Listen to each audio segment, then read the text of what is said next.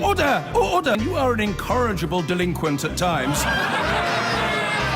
Behave yourself, man!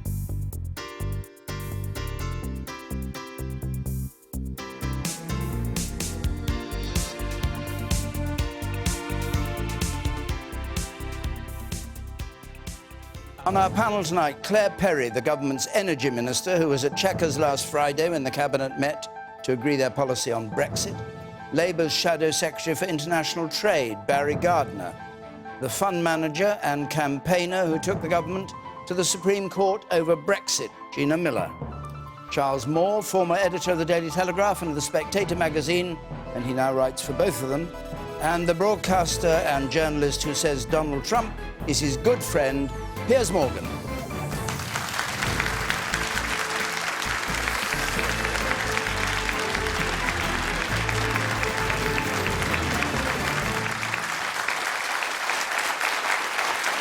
Thank you very much. And you can compete with Trump's tweets by using the hashtag BBCQT tonight on social media. Our first question from Shaz Iram, please. Is the government secretly trying to abandon Brexit? Is the government secretly trying to abandon Brexit? Charles Moore. I don't think it is exactly, but I think it's having that effect, because I think they've lost the plot. They've forgotten what it's about, and they've got so preoccupied with getting some clever deal that they've actually forgotten why we voted this way in the first place and what they promised at the last election. So we're just getting lost in a complete maze of pointless detail. And the whole point of leaving is to leave. You have to move away, you have to diverge. That's what all the advantage is. And if you take a sort of image of of Europe, instead we're trying to hug the coast. And this is very bad. And it's not fulfilling what people voted for, and it's not fulfilling what was promised at the last election. So what would you have them do? Well, I think that they have wasted 2 years, really. And I think that the thing to do was to set out very clearly and in strong rhetorical terms so that the public could understand what was going on, that we were leaving, and that nothing would stop us from leaving. And this was a reality rather than just rhetoric. And therefore we would say, this is what we want, and if we can't get it from the EU, well, then we'll go off on our own and we'll do it. And instead of which, they've constantly tried to find some clever way of squaring the circle. So Mr. Barnier, of course, that's fine, because he's just sitting there making demands. They then give in to one of the demands, and he sits there and says, that's not good enough, you've got to give another. And it's a process of constant concession where we...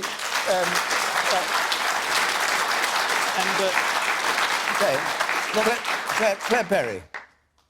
The government's trying to deliver Brexit, and it will deliver Brexit. And if we think about over the last 2 years since the referendum, we have delivered the withdrawal agreement. We've triggered Article 50. We've got an agreement on UK and European citizens. We've agreed the so-called divorce bill.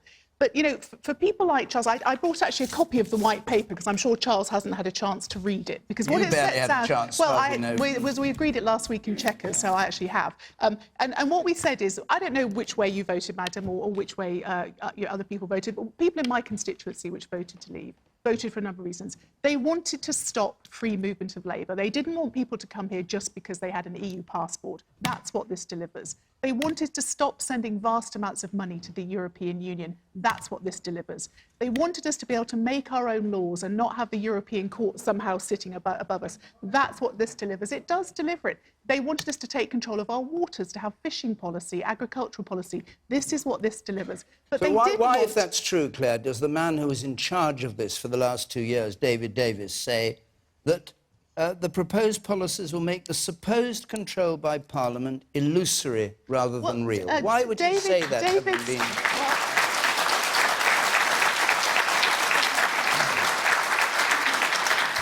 Because David's interpretation is not the same interpretation as the Brexiteer, who is now the chief lawyer, who says that the European Court will no longer have the power to make laws in this country, no if, no buts. But what we didn't vote for when we had the referendum was we didn't vote for a deal that made people much worse off.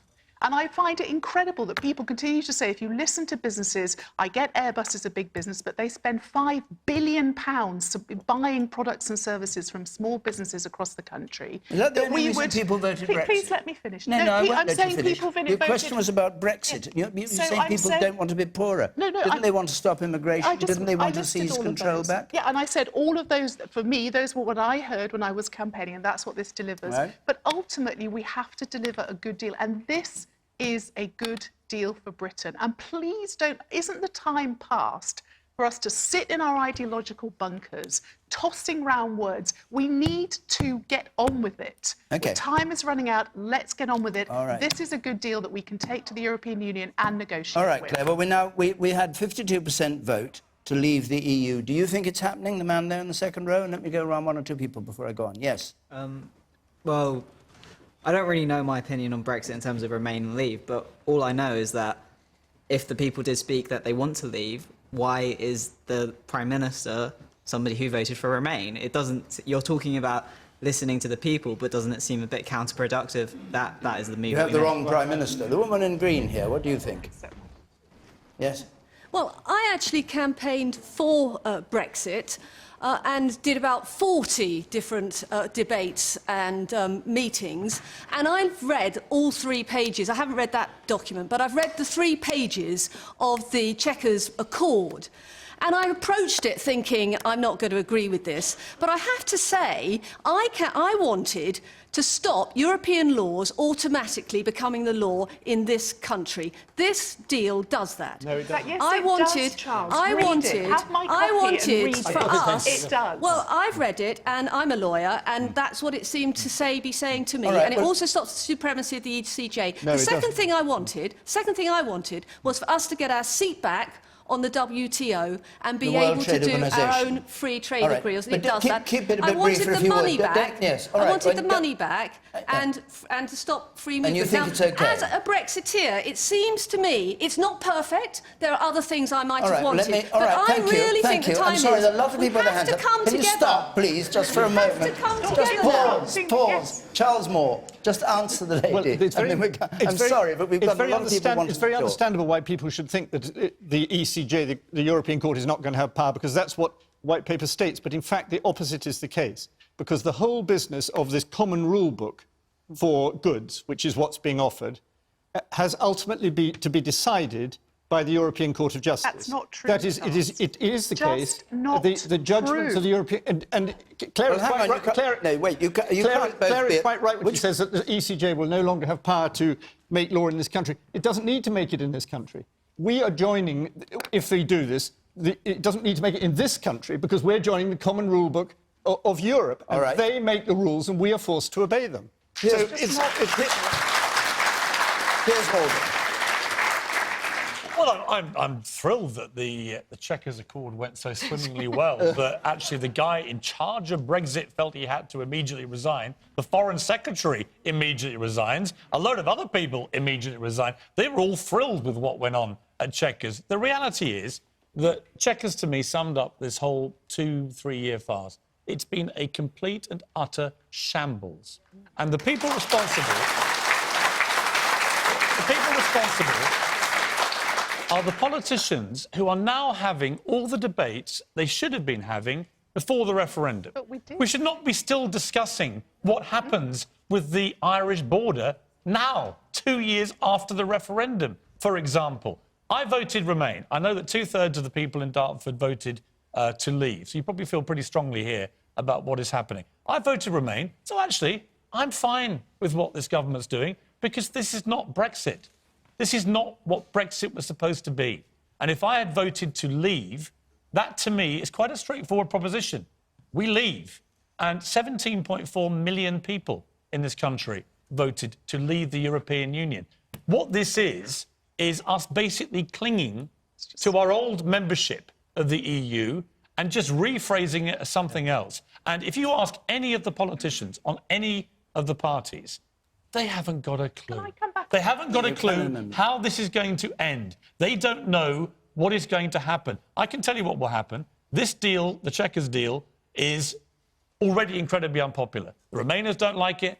The Brexiteers don't like it. The Brexiteers can now sit back and go, Nothing to do with me, Gov. This wasn't what we campaigned for. So no one will take responsibility. Nobody will be accountable. Already, Barnier, Juncker and Merkel are making approving noises. Of course they are. This is basically us not really leaving. And I'm sorry, although I voted to stay, this is not Brexit. OK.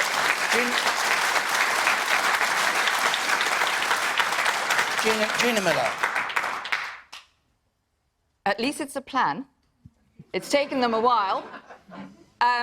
But all of this is completely... we've wasted so much time, because actually, after the vote, I also voted Remain, on balance. And I said, we're all Brexiteers now. We should have a cross-party committee that goes, because actually, this is a really difficult mess. I didn't realise they could make it worse, but they have. And this is not going to please anybody. I don't know how this is going to get through Parliament. But don't forget, the EU haven't actually negotiated. They haven't gone to negotiate yet. This is still negotiating amongst themselves. And by the way, we only have about 10 weeks if you look at when Parliament rises and falls and the conference season, which is coming up. I mean, on all of this, I just want to make a point. I have no idea why we're having conference season. This is so complicated. This is so important. It should have been cancelled, and they should carry on negotiating all the way through till the end of this year. But as a Remainer... But anyway... As a Remainer... No. I'm a very practical person. I voted Remain, and I said the day after, we're all leavers now. And I said that actually we went to... Because one of the things I didn't understand is if now it's all very, very easy to knock down walls, but all the people have a problem. Help the Prime Minister.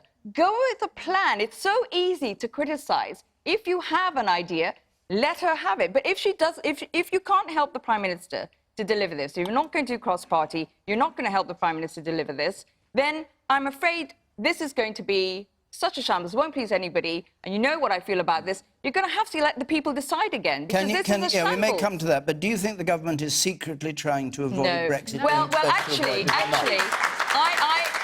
what I will say from the EU side that I just don't understand, and it comes from anybody I've ever met in business, council, parliament, the EFTA members, they've all said the same thing, in that they've never seen any detail. They've never seen a plan. This is the first time. They've been desperately wanting to negotiate something. All right. The man there, let's hear from some members of the audience, then come to you, Barry. Yes, the man there yes, you. It seems to me that the government have just not really provided any vision for us to get attached to. It seems that it was like, through all the debate before the referendum, there was a lot of positive talk about leave, and then we decided to leave, and then now it's just a talk of damage limitation. Yeah. Like, I was a leave voter, but I haven't got anything now really to grab as a vision to get excited about, to be positive about. And it seems that all the main points, you know, things like the ECJ and all of that, you know, it's all in the small print, isn't it, of this thing, that, you know, we're not really gonna...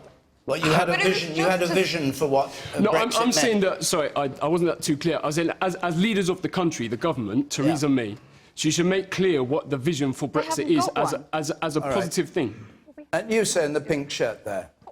Yeah, the release of this white paper, the timing of it is quite ironic. It's taken them 2 years to come up with this. When Theresa May took office, she said Brexit means Brexit. But most politicians did not want Brexit. And isn't it ironic that they've then taken 2 years to come up with a pretty close to Brexit, a pretty close to European Union membership deal, which is probably the bad deal that is worse than no deal? But yes. The woman at the very back there. Yeah, at the very back. I think David Davis and Boris Johnson have got an agenda of their own, and that's why they resigned. I don't think they're helping the country move on. Go on. The applause covered your voice. What's their agenda? Well, I think they want the power themselves, and they want to take over. And I think they resent Theresa May being in power at the moment. I think Theresa and her government are making a better job of trying to make a bad situation better. You know, I don't think we should have left Europe, and I think that they're just trying to make a better situation. Do you not think the real problem here is that we have a Prime Minister who voted Remain? I mean, you voted Remain as well. And the problem with that, I voted Remain, but the problem with it is ideologically she doesn't agree with this. She doesn't want to do it. She can keep saying, we're going to do this, But every move she's now making, this plan at Chequers is the best it gets. This will get neutered down, watered down. The EU will be tearing into it. By the time we finish, I'm sorry, it is not anything like what people who voted leave voted for. But if we had somebody like Boris or David Davis or one of the arch-Brexiteers running this show, and we made them accountable and said, you told us this was going to be successful, now you make it work, I would actually be happy with that. All right. Barry Gardner. Let's go back to Shaz's question, which was, is the government secretly trying to avoid Brexit or doing its best to avoid the implications of Brexit? The difficulty about secretly abandoning Brexit, of course, is that if you abandon it, you don't go back to the status quo. Everybody thinks, well, we can just go back and... Actually, there is no status quo there because we've signed Article 50. And that means that at the end of the process, you would be pushed on to what the lady referred to earlier as WTO rules. Hang on, that's only if you get to the end of the 2 years. Let him just finish, because you've spoken a bit and he hasn't spoken. The gentleman there was absolutely right. It's taken 2 years to try and negotiate a compromise within the Conservative cabinet. It took 2 days for that compromise to unravel. That is quite extraordinary. This is a Prime Minister who's lost 2 of her most senior cabinet ministers after having lost 2 others of them earlier on in the year. This is a government in crisis, and it means that we have a constitutional crisis on our hands. But Brexit means... What's the constitutional crisis? Brexit means Brexit. Sorry, that's what's the constitutional crisis? Let me get to that. I have to wait. Indeed. Well, I've waited quite a while already. It was the case, the Prime Minister said, that Brexit meant Brexit. Now Brexit means that we are becoming the tax collector for the European Union, collecting the tariffs for the European Union on all the goods that come into this country that are directed towards Europe. But in fact, I used to work in shipping. You don't know where goods are directed when they come in on a ship. Actually, very often the receiver will change 4, 5, 6 times.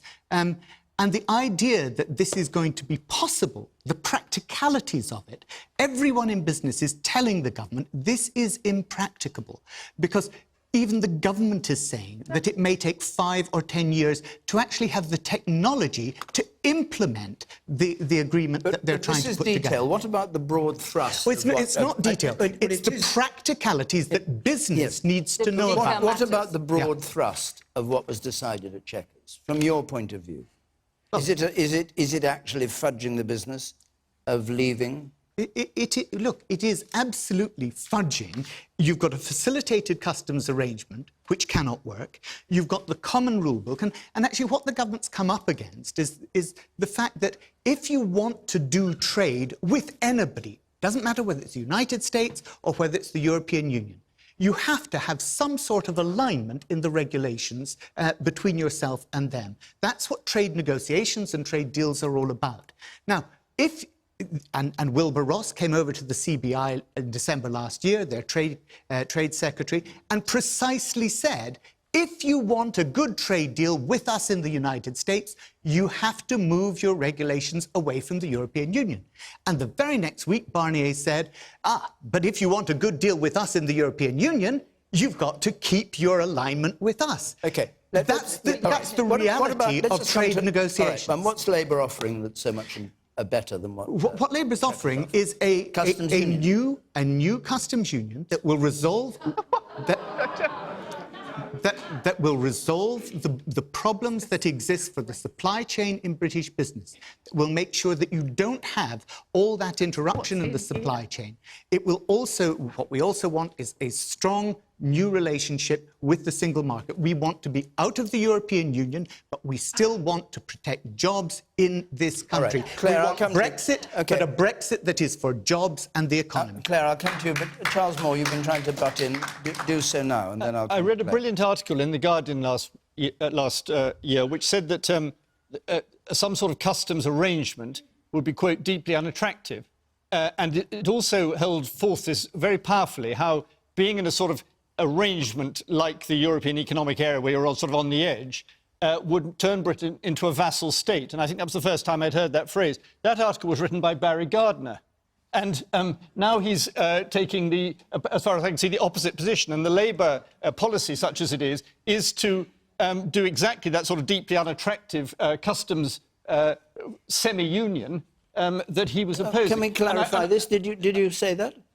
Actually, I said it long before the article that Charles is referring to. I said it in September of 2016, but I was referring to the Norway option. And actually, if you read the article carefully, Charles, you'll understand. Because the Norway option, the EEA, would actually mean that we had to continue to pay money into the European Union. It would mean that we had no control of our laws. We would have no seat at the table. It would mean that we had no control over our borders. And those are the things. I voted Remain, exactly like Gina. But after the referendum took place, I accept that we're leaving. All right. And that means respecting that and not becoming a vassal state. Claire, your turn. And then I'll go to you, sir, up there. Claire. Well, I just think, I mean, I have great respect for Barry, but, you know, Labour's policy on Brexit's had more flip-flops than Brighton Beach on a bank holiday Sunday. I mean, well, it's just why have you incredible. so much closer to it then, Claire? But I wanted to address some of the really important issues that came up in Not the too audience. many, if you Well, wouldn't the mind. first is, Just why the has it thrust of all what's taken been so said. long? And I'm not going to share too many secrets from Chequers, which was a long, hot, sweaty day.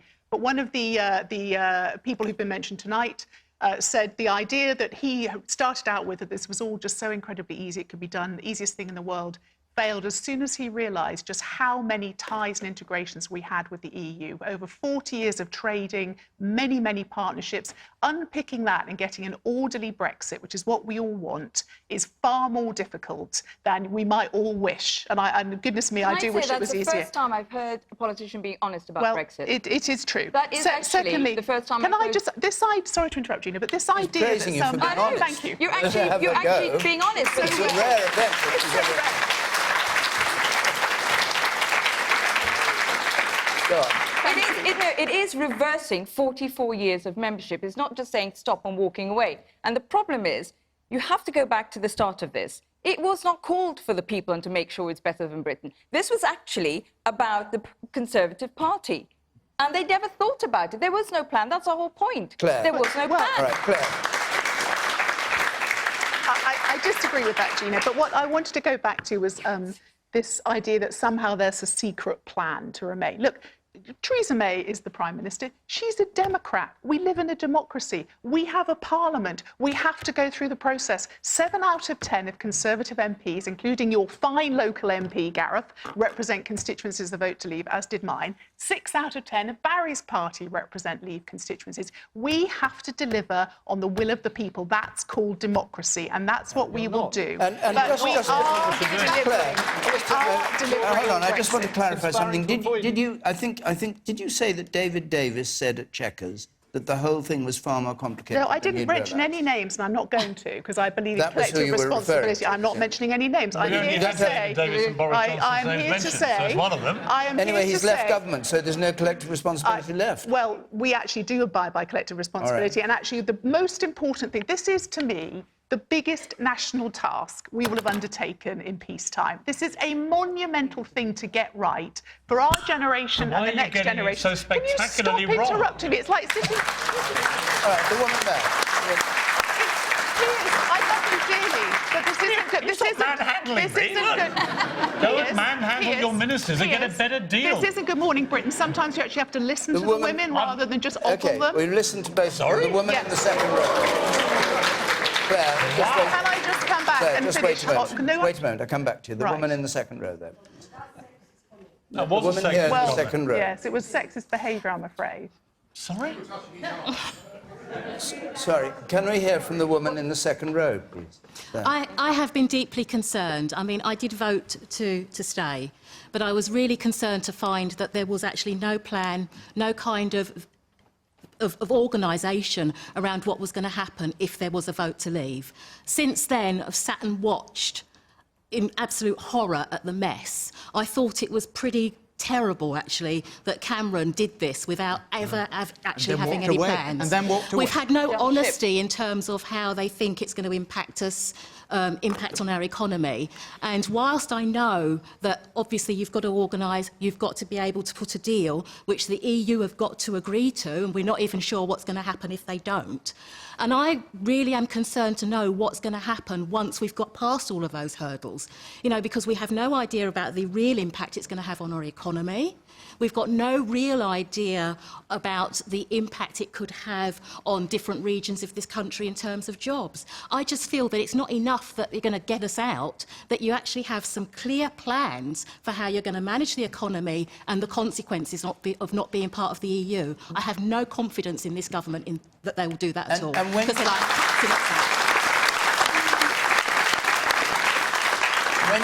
when you said you voted Remain, when you discovered that a majority had voted Leave, is this what you expected to happen? What's happening now? To be perfectly honest, I assumed that when Cameron said we're going to have this referendum, that I'd assumed he'd thought, well, people could vote to leave, people could vote to stay, but either way, we ought to be organised enough to have some idea of how we're going to handle things and approach this. Absolutely. And all it had is you guys fighting like cats in a sack because you've got no idea what you're doing. It's crazy. Man at the back. There. Yes. The man in the very back row, yes. Theresa May is a Prime Minister under significant pressure. This was never going to be easy. It was always going to be, to a certain extent, chaotic. What I'd like to see is to hear a little less from the Barry Gardiners and the Labour Party of this world, constantly taking snipes from the sidelines. I haven't heard anything significant that makes me confident that they would have done anything different. OK.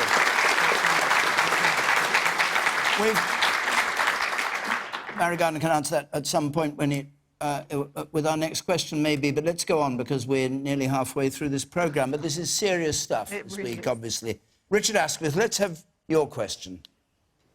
Are we heading for a no-deal Brexit? Are we heading for a no-deal Brexit? Piers Morgan, is the whole thing going to end up with us just walking away or being forced to walk away? Well, I can certainly see a situation where the House of Commons will not be able to agree on any plan. If this is the best it gets at the moment, this is not going to work. It's going to get diluted by the EU when we negotiate with them. So nothing is actually going to get through the Commons. So we may just by default slide into no deal. I've actually always taken a pragmatic view about this. Everyone keeps... The problem with this whole debate, everybody in the referendum campaign painted such apocalyptic pictures on both sides. They were all lying. None of them knew what they were really talking about.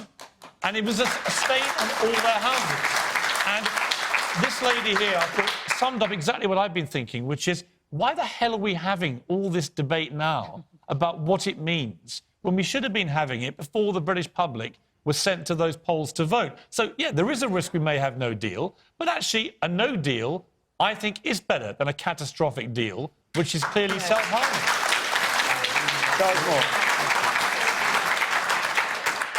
Yes, I quite agree with Piers, because the deal is likely to be something which benefits the European Union side of things, because they hold the chief hands. And if we make it clear that we wish to leave, and we really wish to leave, there isn't all that much they can do about it. And the idea that we, quote, crash out is not correct. There are WTO rules which govern world trade, and most of our dealings with most countries in the world are based on WTO rules. They're perfectly reasonable. We do them in the United States, with Australia, Far East, and so on.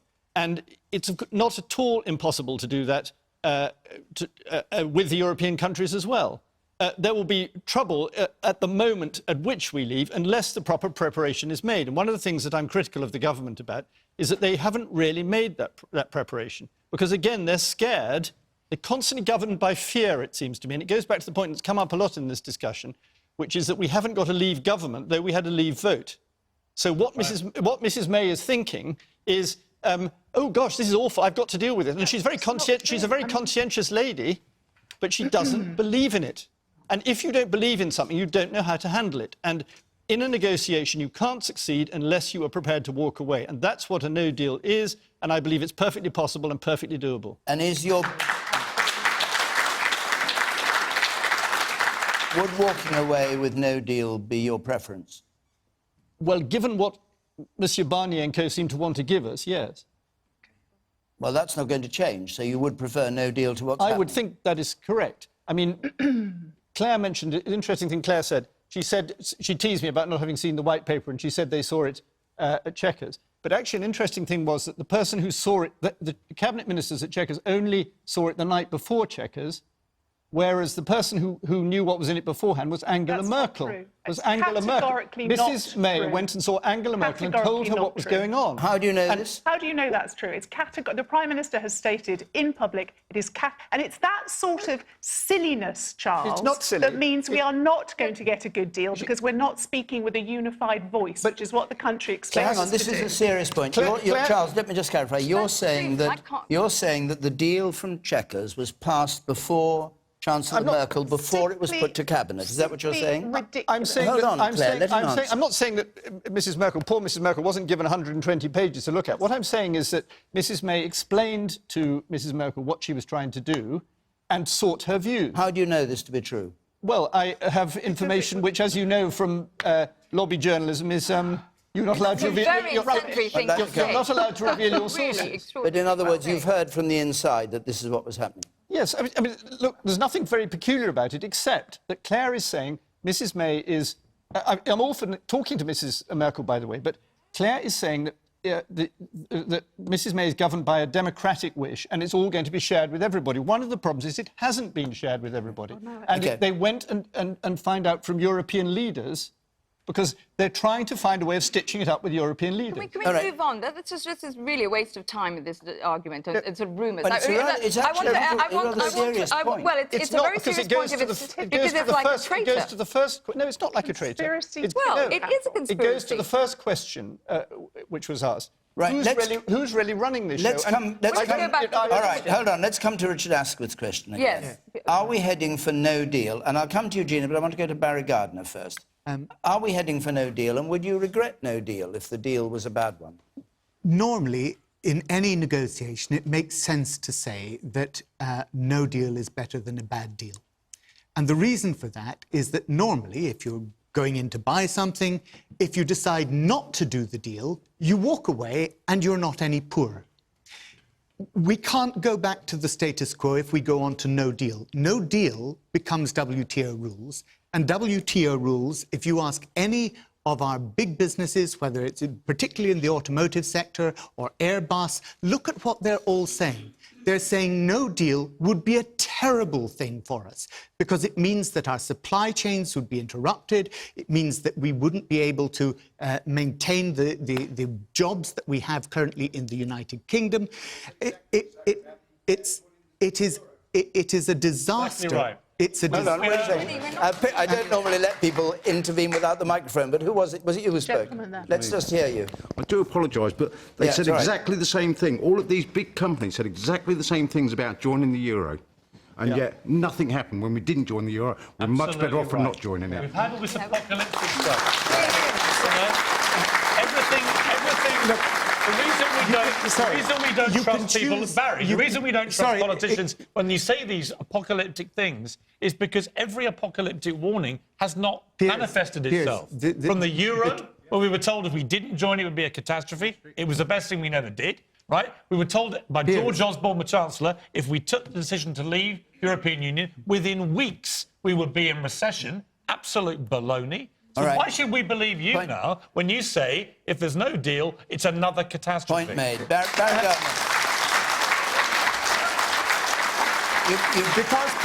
Because, Piers, I'm not asking you to believe me. I'm asking you to do what normally you would be asking politicians to do, and that is to listen to business.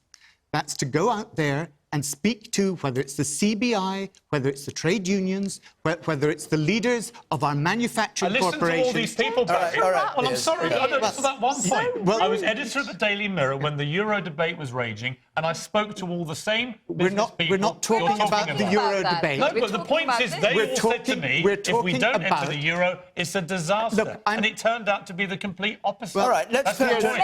All right, hold on. You can shout me down all you like.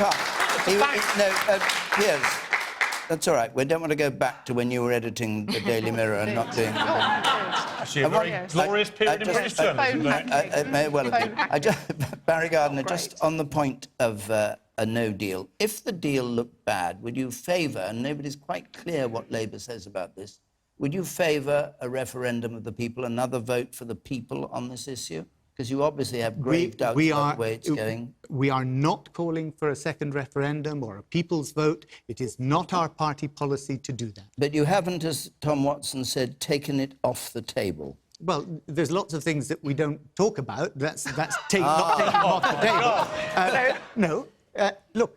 Taking it off the table means you say we won't have it. Yeah, it is absolutely not our policy to do that. There's some very good reasons for that.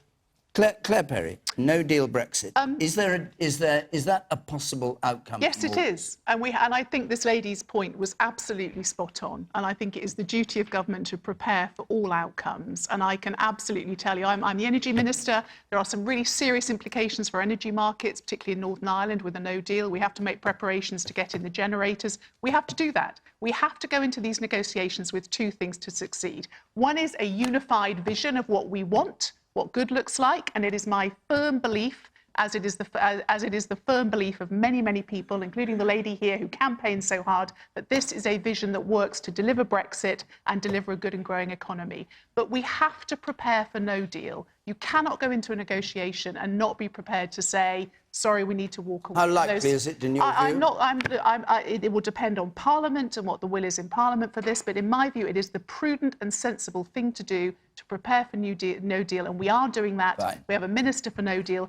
I don't want that to happen. I think that would be a bad outcome, not just for the economy, but because it means that 1.7 million UK citizens in Northern Ireland are facing a really tough future. If you want to see what would be a bad outcome, go and talk to people either side of the border there. The last thing they want is anything that reminds them of that legacy of the Troubles, and that's what no deal would currently deliver. So I don't want it, but we have to prepare for it. I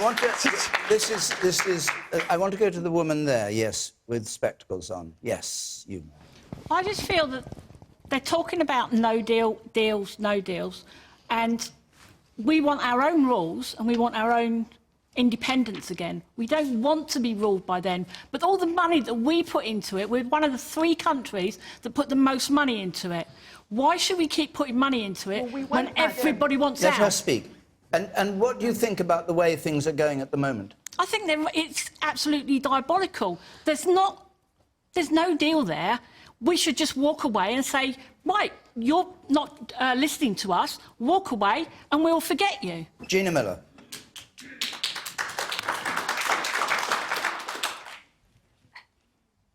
I think we are heading for the likelihood of a no deal, purely because of the shambles so far, and I think we'll run out of time more than anything.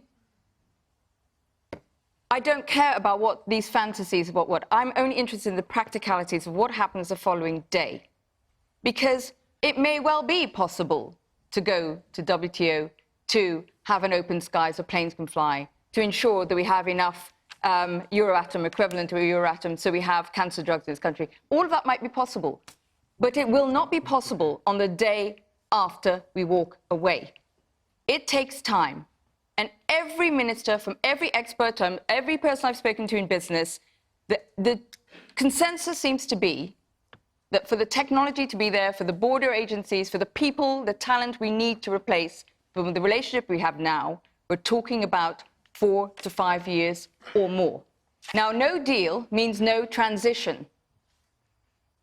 So that means on the 30th of March next year, we will do what? I just want somebody who thinks of these things to just write the plan. I want to know what the plan for no deal is. We should have had a damn plan. Yeah, but we don't. By the government. Yeah, but Piers, the government here talk about having a no deal. Stop blaming everybody. I'll tell you, one reason. Hang on. Wait. We should have had a plan. We should have had a plan for no deal. Panel, will you just all calm down just for a moment? Calm this poor man down, or he has a heart attack. I don't feel very calm about it. I'm sorry. The man here in the front. It's a total shambles. Do you feel calm, sir? Well, I won't be calm if no deal occurs. I think everyone is agreed, every sensible politician, everyone in business is agreed that the consequences of no deal are going to be absolutely disastrous. The Tories are generally agreed. Boris Johnson even, David Davis even, are all agreed that the consequences of no deal are going to be disastrous. Claire Perry believes that. The only people that don't believe that are people like Farage. It seems that Piers Morgan seems to think that... I voted Remain. I voted Remain. But when you negotiate, you've got to keep no deal on the table. Okay, You've got to mean it. But no deal is going to be disastrous, isn't it? I don't know. Of course it is. Everyone in business thinks so. What are Airbus saying? What's happening in business? What about the companies that in the city that are threatening to abandon Britain? All right. We don't know. The woman in pink up Because there you at the can't back. Now, hang on, I operate want to the hear day from, this is after. difficult, I know, and it's strong feelings all round, but I want to go to the woman in pink there, yes. You're waving, but you can also speak. What does the EU feel about losing a lot of trade? Because it works both ways.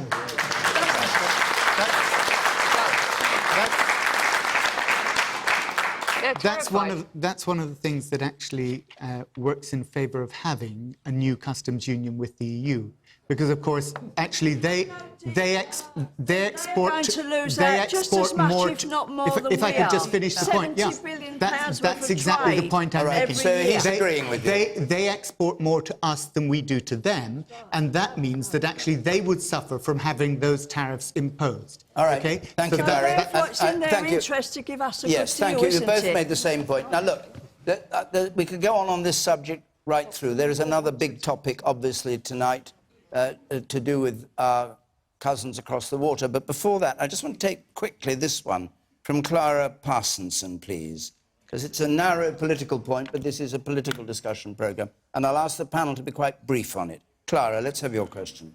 Do the Cabinet resignations foreshadow the downfall of Theresa May? Charles Moore. I don't necessarily think so, because though people are intriguing against her, nobody wants to stand at this point. Nobody wants, because they don't want to... the Tory MPs can't decide who they want to run them, and they don't want a leadership election and all the chaos that causes, and they don't want a general election in case they lose to Barry Gardiner. So, so in political terms, they're pretty well stuffed right now. Barry Gardiner? I'm delighted that Charles thinks that we might win a general election if one were called. Thank you, Charles. Perfectly possible, but the other thing I would say to the lady is this, and that is clearly the Conservative Party does not want to get rid of Theresa May at the moment. And that's why those letters have not gone into the 1922 committee. And why? They want, because you can only do it once in a year.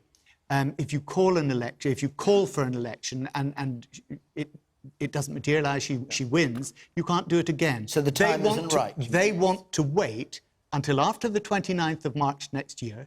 They want to wait till it all goes belly up and then get rid of her so they can bring somebody new in at that point. Unfortunately, they probably won't have the decency to then call a general election as well. Claire Perry, briefly, if you would. Thank you. Absolutely not. You know, we suspended this thing called collective responsibility for the referendum, so people could campaign. It was not reimposed, and I think this has been part of the problem, that actually coming to a collective view as a government, hopefully persuading the opposition to do the responsible thing and support it in the national interest. And so now, basically, if you don't like the plan, you can't be in the government, and people are quite free. I mean, Barry's party's had 103 resignations from the front bench under Jeremy Corbyn, so we're doing quite well. But she's impregnable, you think? No one's impregnable. But I have to say, I watch that woman every single day working her socks off, one of the most hard-working and diligent prime ministers I think I have ever seen. In fact, she reminds me a bit of a certain waistcoated gentleman who's just done a brilliant thing with the British Lions. No, listen, because Three Lions, because she is totally focused on the job, getting the team, doesn't have an ego, and wants to deliver. Do you think Boris will run? I have no idea. People have all sorts of fantasies about their leadership qualities. What I'm focused on, we don't need the distraction of all this. We need to get on with Brexit and get a good deal for Britain. Gina Miller.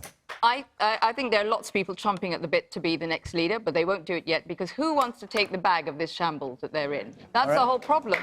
And so they're going to leave her there. And can I just say that on a human level, we must all admit, whatever you think ideologically or whatever, I have no idea how she is still there. Because this is somebody who has type 1 diabetes, who's putting up with all this stress of these men around her, who are just playing power games all the time. I have no idea how she's doing that with so much stress. Oh, come on. Please. Piers. Come on, you're making ridiculous excuses. She took on the job of Prime Minister. It's the I don't actually... most important job in the country. On a human level. And so far, she's been spectacularly poor at doing that job. I'm not saying she hasn't. I'm sorry. I'm not saying she hasn't. I'm saying on a human level... Just let her finish. I'll come to you, Piers. I'm saying on a human level that she doesn't have much support because the guys behind her are just infighting all the time for the time that they can get out and then take a job. But the question was whether whether the resignations foreshadow her downfall. Yes, no, because the numbers that are important is she needs 48 letters to go in. And you think they'll come or not? She needs 159, then in the party to then vote for. Yeah, we know that. But the and question then is, 12. do you think she's no, going she won't that way get or those not? numbers. She won't. No, All she'll right. stay there. Piers Morgan. Well, she should go. I'm sorry, but when you... Replaced by who? Well, let me, if I may, you'd like me to give you time, I'll take my time myself. Don't take too much. No, but Theresa May appointed David Davis as her Brexit secretary. It was her appointment. He was her choice to drive negotiations. And now he has seen the results of her plan and he's immediately resigned. That is an absolutely Maybe you should have turned up to incredible work. vote of no confidence from the man she appointed and she charged with this incredibly important job. He's walked because he cannot stomach the plan she's come up with. I'm sorry, but in footballing parlance, she's not Gareth Southgate, she's Arsene Wenger, and he's gone. OK. Now, I want to go on to another question. Just before I do, I should say this is the last question time for a while until September.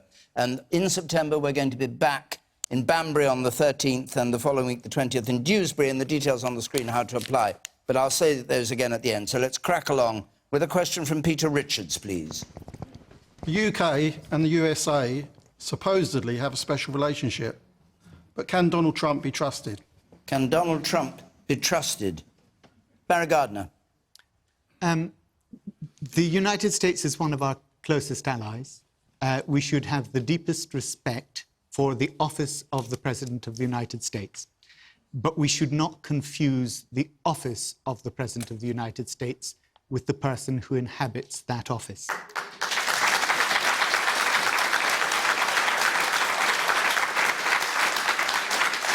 Donald Trump called for a ban on Muslims going into the United States. He said that all Haitian immigrants had AIDS. He separated children from their parents on the Mexican border. He's talked of women in the most degrading terms possible. And he's reported to have said that laziness is a trait of black people. I welcome the fact that our citizens want to protest against all of those views.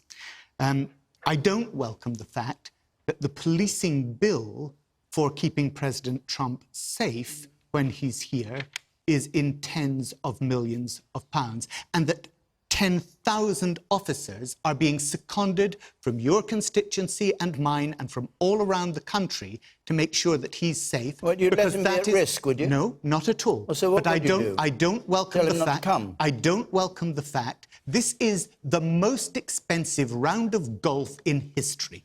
There are many really important political issues that we need to be talking about with Donald Trump. We need to be talking about why he's put a 25% tax on our steel exports to the United States. We need to be talking about why he's pulled out of the Paris Climate Agreement. The question is whether he can be trusted. Well, and I think I'm answering that question quite fully, actually. He's pulled out of the Paris Climate Agreement. He has put 25% tariffs on our steel, pretending that it's because this is in the United States' national security interest, which it clearly is not. He is trying to undermine the rules-based system of the World Trade Organization by refusing to appoint judges to the appellate court and ensure that it cannot function. All right. This is somebody who is deeply, deeply destabilizing of the global order as we know it. And that's why, yes, we need to honour the office. Yes, we need to negotiate with this man. But Theresa May could have done that for the 3 days that she's been in Brussels at the NATO Council. She could have done it then. Well, we didn't need to give him the golf round and the pomp and circumstance that he's had. I mean, Barry's...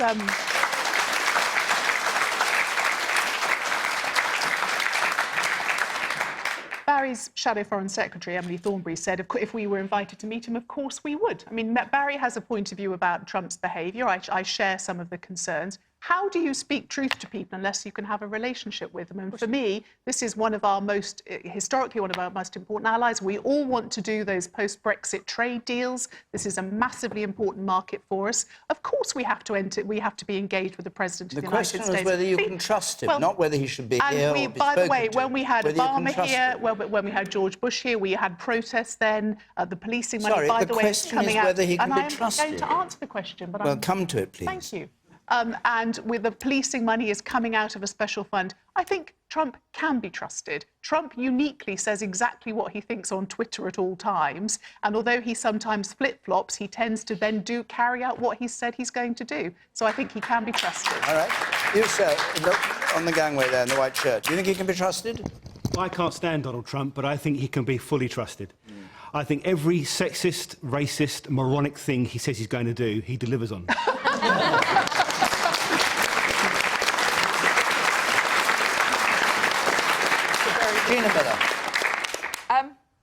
Trust him to do what?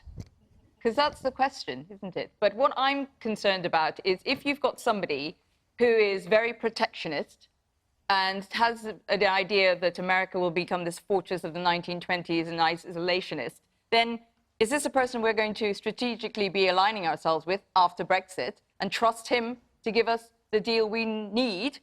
Can we trust him to respect peace around the world when one of the strangest things he said as he left Brussels to me, I really struggled with, is when he said, I'm going to two hot spots, that's Brussels and Britain, and the easy bit that he wouldn't struggle with was meeting Putin. I mean, this is somebody who's sidling up at the very time that Russia is flexing its muscles around the world. I mean, that's a bit I don't understand why we are not being far more forceful about the fact that when he goes to see Kim Jong, he says he doesn't talk about the human rights violations there. He's not picking up on Trump on the fact of, illegal invasion in Crimea, or the fact that we've had a military nerve agent used in the UK. So I probably would say, flip that round and say, I don't trust Theresa May to actually make sure that she stands up to him as a friend and that she says to him, these things are not right, do not endanger the world, and do not use people against each other. OK. Well, we have such a wonderful moral, ethical code, don't we, in this country? There's Barack Obama, Saint Barack, who never got any protests when he came to this country. Did. There were protests in 2008. Hardly any protests. Go and look at what happened when he came, right? And yet Barack Obama deported 3 million illegal immigrants in 8 years, an all-time record by any American president, splitting up many families in the process. Barack Obama broke the all-time presidential record for dropping bombs in 1 year, his last year in office. His drone program has been widely castigated as bordering on obscene. Barack Obama kept Guantanamo... Well, hang on. What's this got to do with Trump and being trusted? Because I'm talking about a double standard that we apply to US presidents and to other world leaders. We've just had President Erdogan of Turkey come here. Not a whimper of protest. We've just had the Crown Prince of Saudi Arabia. Barely anybody took to the streets. But Piers, the question isn't about protest. I know you love talking about that. The question is about can he be trusted. The reason I'm saying he's your friend, you say, so you should know the answer. The reason, well, he made me his first celebrity apprentice, so his judgment is obviously impeccable. But can he be trusted? I think he can. I think he likes Britain. I think he's a bit bemused why we single him out for the biggest protest of all time, given what I just said to the audience tonight. But notwithstanding that, I think he wants to do a bilateral, great new trade deal with this country. His mother was British, considered himself to be half British. He goes to Scotland, not for a round of golf. It's his home. His mum was born and bred there till she was 18. And I think he feels an affinity with this country. And I was glad that tonight at Blenheim Palace, Theresa May and her husband greeted the President of the United States and his wife and gave them a wonderful welcome to this country. And if we want to go and do a trade deal with Donald Trump, it's the best way to go about it, to spend £35 million on policing a march where the key part of it is a massive, giant baby of Donald Trump painted orange in a nappy. I think that is utterly pathetic and an act of self-harm. Can I just go back to Peter Richards, who asked the question? In what way are you concerned about Trump and whether he can be trusted or not. What did you mean by can he be trusted? I think all the while he's president, the people in the UK will have a Marmite approach to him, and I think that's just ruining the relationship because, well, I think mainly because I'll take the point that Gina made, that there's no one in the UK government who can stand up to him, and I think he'd just bully his way into getting what he wants to support the brand of Donald Trump, and secondly, to support America first. Charles Moore. Well, I had a very interesting conversation this week with a minicab driver who was a Muslim immigrant to this country. And he said, Donald Trump, he said, he's a crazy politician, but I really like him because he does what he says. That's what this chap said. And I think it's very interesting that he said that. And there's some truth in it, though I don't trust Donald Trump wholly. But I think that what we don't understand enough, though the voters keep telling us this, is that the elites in the West have got everything wrong for a long time, since the crash, really. And Donald Trump is challenging that all the time. That's why he got elected, because he was talking in a way that reached way beyond all those people and reached small business people in the middle of America rather than on the east and west coast and so on. And he talked in language that was clear, and he made certain promises which he's trying to keep. And above all, I think this is where he really is quite valuable, is he asks difficult questions. So he says, OK, look, you say you believe in NATO. Well, where's the money? Why are we paying all the time? OK, Iran is... we're all supposed to be making a wonderful deal with Iran. What are we getting out of it? Is Iran becoming a democratic or peaceful country? Again and again, OK, there's this climate deal, but actually, who's actually doing it? Is it actually happening? Are we just wasting money? Always asking. And about Brexit this week, he said the same thing. He said, I thought the British people voted to leave. Seems quite an important point for a politician to make, and it sticks in the mind. So I would say, God knows there's some funny things about the man, but I'm glad he's around because he's presenting the challenge to the very, very complacent establishment, which is weakening the West all the time.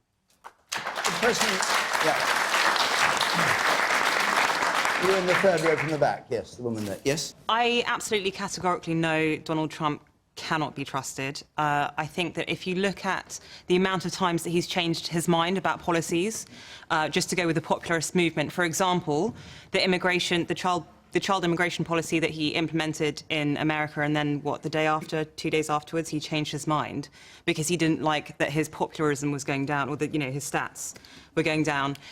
So you think he changes his mind or he can't be trusted? The two things the same? What I'm saying is he can't be trusted because he's flitty. He just changes his mind according to how popular the reaction to his policies are, which I think is ridiculous. If you look at the lead up to the North Korea summit, the tit for tat, little rocket man, 1 minute, next minute they're friends, then they're falling out again, then it's a summit. Right. I mean, he doesn't know whether he's coming or going. Here's more. Last word from you on that point. He's got further. Whether you like Trump or not, actually, is almost immaterial, I think. He's got further with North Korea than any previous president. I'm sorry.